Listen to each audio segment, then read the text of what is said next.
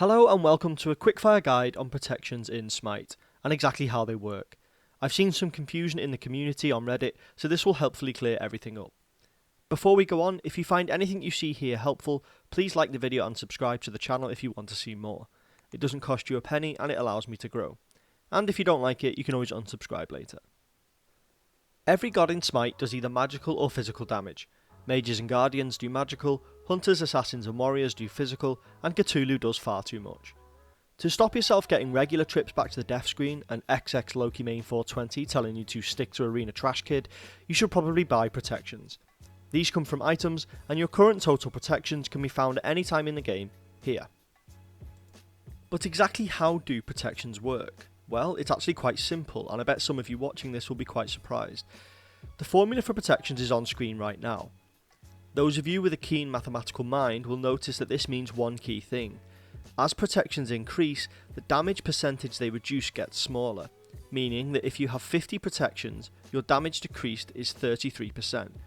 But 100 protections is not 66%, it's 50, and 200 protections is only 66% reduction.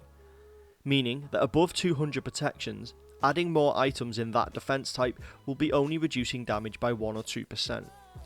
Here is a handy maths table thingy guide to help. It also means that even just one defensive item, which would be the difference between 40 and 80 protections, could mitigate as much as 20% damage. That is of course unless the enemy has penetration. Penetration ignores protections and comes in two forms: flat penetration and percentage penetration. Flat pen downright ignores that number of enemy protections. So Assy, which gives 15 flat penetration, will ignore 15 enemy physical protections. Percentage pen, however, ignores that set percentage of the enemy protections. For example, if an enemy has 30 protections, Assy, with its flat penetration, will ignore 15 of them, whereas Fail Not, with percentage pen, will ignore 6.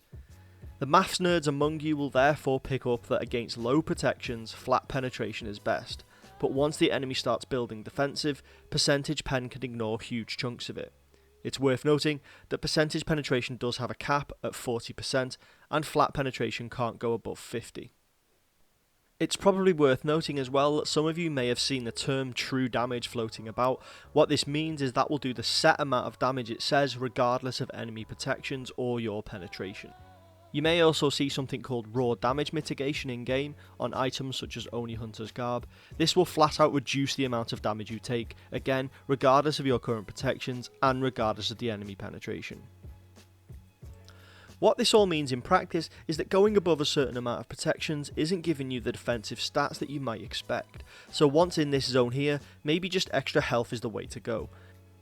And for those of you building penetration, consider your target and what their protections might be, and which type of penetration will help you best.